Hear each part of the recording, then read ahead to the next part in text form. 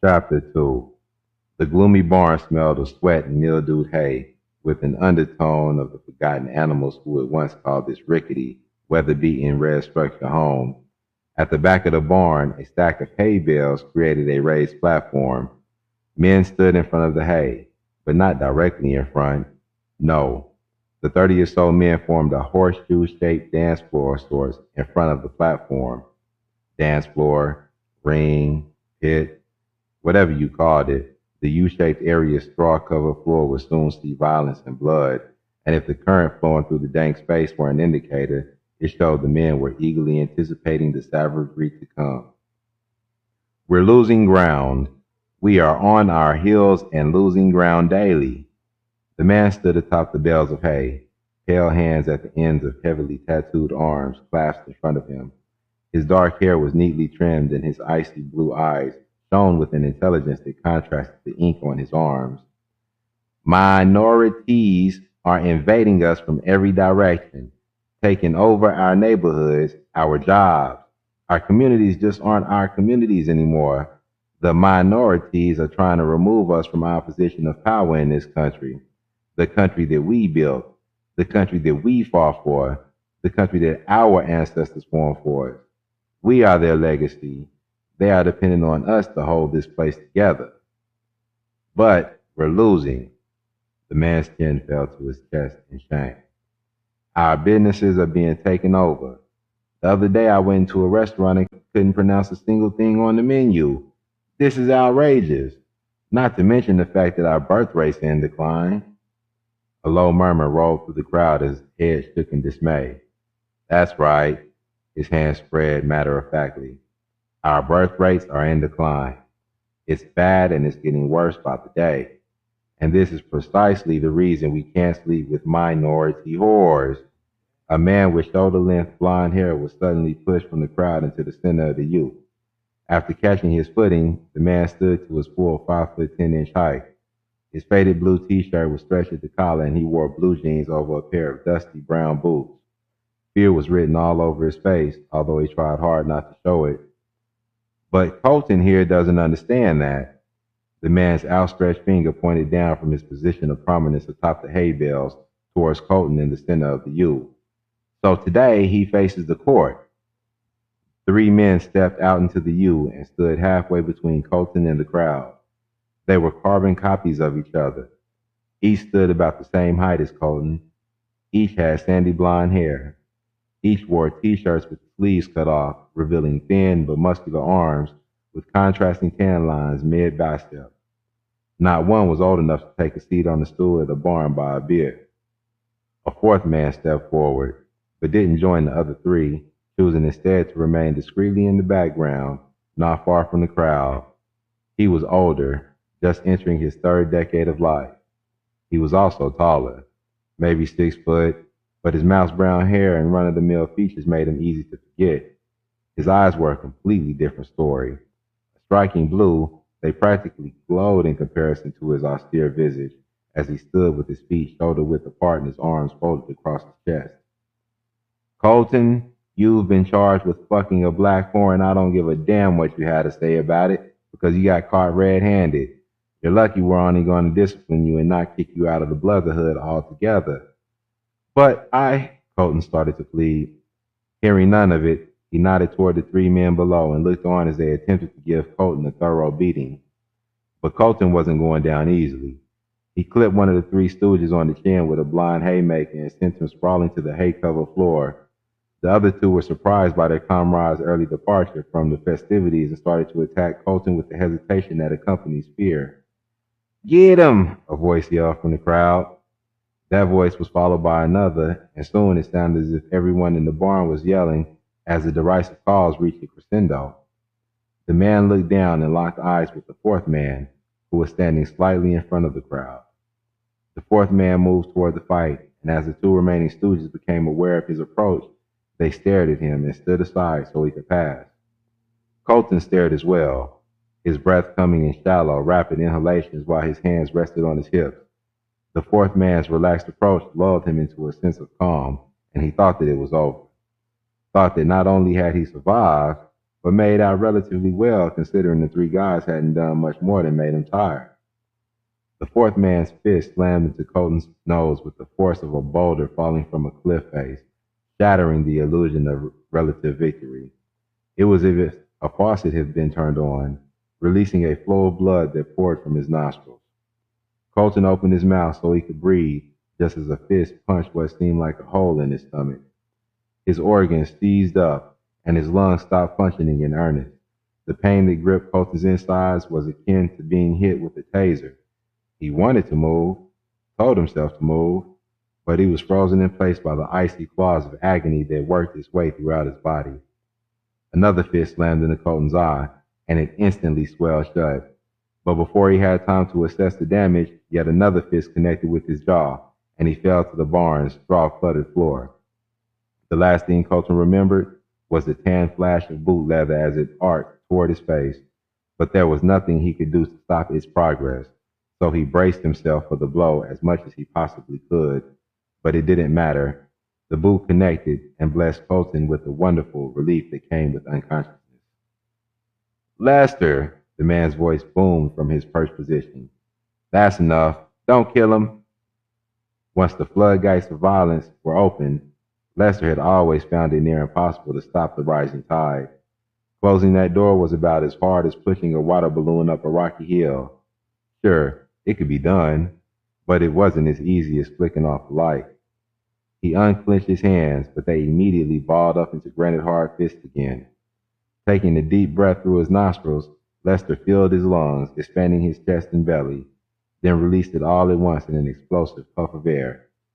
That door was beginning to close as relaxation started spreading its caressing touch across his body. Trying to open his hands again, he squeezed the tips of 8 fingers into the palms of his hand while taking another deep breath. With the exhale, Lester relaxed his hands and the tension bled from them, slowly, allowing his fingers to straighten. Sounds crept in as if someone had turned the volume in the barn up.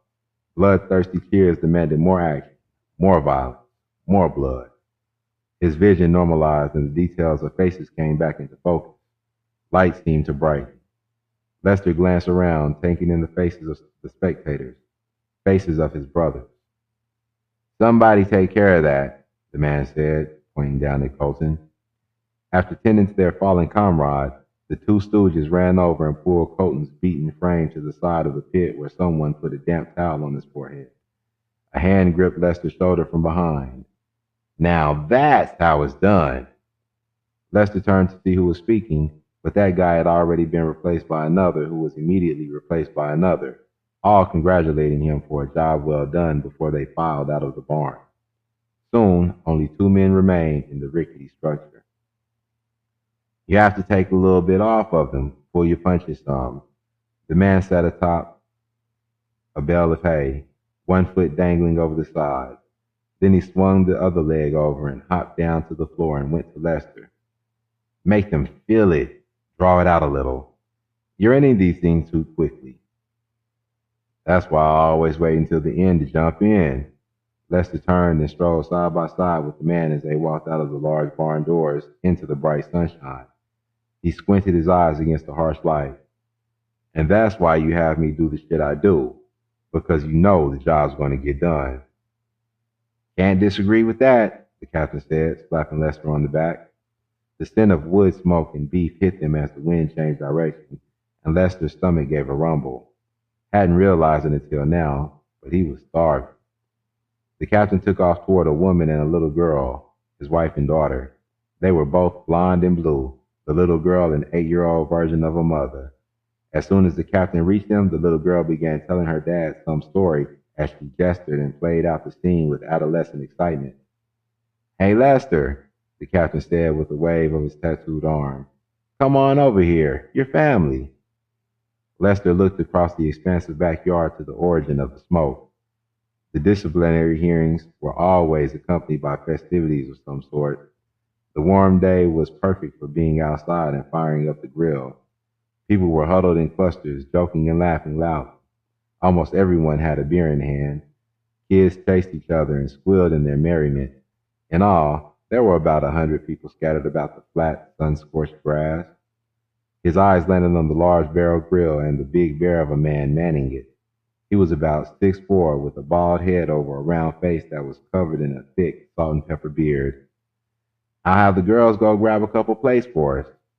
The captain's voice pulled Lester's attention away from the food his body was so desiring, and he walked over to join the captain as his wife and daughter strolled toward the table with an array of food set up buffet style.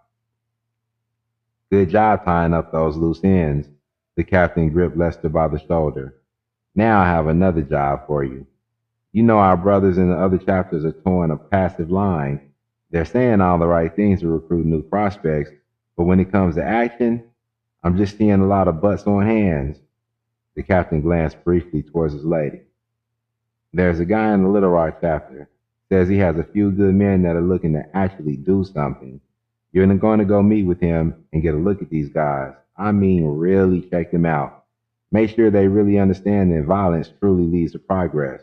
We need people who will keep quiet and stay loyal. Emphasis on the quiet." The captain's wife and daughter approached with paper plates piled with food, and he flashed a bright smile their way. "Thanks, sweetie. After all this, I'm going to need a cold beer to wash it down. Do you mind, sweetie?" "Of course, babe." She tilted her head towards her clone. "Let's go get daddy something to drink." "No rush, sweetie." "I understand. The boys need to talk about dump trucks and comic books." "Boring," the miniature version of the captain chimed.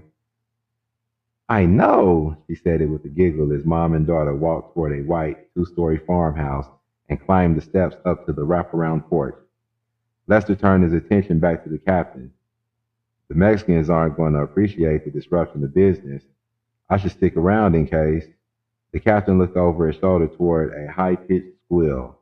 "The Mexicans wouldn't know crap if they pushed it out of their asses and rubbed their foreheads in it." A slim teenage girl with pale red hair was flying through the air, reaching out, trying to grab hold of the boy who pushed her as he smiled with marine blue eyes that sparkled wickedly behind longish dark hair. The reflective surface of the swimming pool showed a mirror image of cerulean blue sky dotted with soft white clouds, until the girl crashed into the serene surface and disrupted the illusion. "Let's just say I've made provisions," the captain continued. "They'll be fine. They understand that sometimes loose ends need tying. Look at what's going on down there. It's a bloodbath. I can't imagine they would be too concerned about sacrificing a few pawns." The girl climbed out of the pool, fuming, and took off after the boy as he started running, zigging and zagging, using other teenagers as human shields to protect himself from the enraged girl. "We shouldn't get comfortable, Captain. You just said they don't know their heads from their asses, and that makes them unpredictable." The wife and daughter duo emerged from the house carrying a couple bottles and glasses. The captain admired his girls. "I said they'll be fine, and that's that. Eat up. You're going to need your energy. You'll be hitting the road soon." Thanks for watching Chapter 2 of The Wife You Never Knew. Although I might change the name as the story goes on because the storyline is progressing in my mind. In this scene, I really wanted to take a prison experience, put it in a real world setting, and then use it as a vehicle to introduce the antagonist and the antagonist story arc. Um, so we'll see how it goes. Hopefully, you hate the antagonist, my bad guys, as much as I do. Hopefully, you do. Um, so hit that like button, hit that subscribe button, visit arthurkevin.com, check out my blog, subscribe to my newsletter. Also, if you love thrillers as much as I do, you got to check out my book, Certain Reprisal, a John Doe thriller. It is the thriller you need to read. And please support my second chance. Thank you for watching.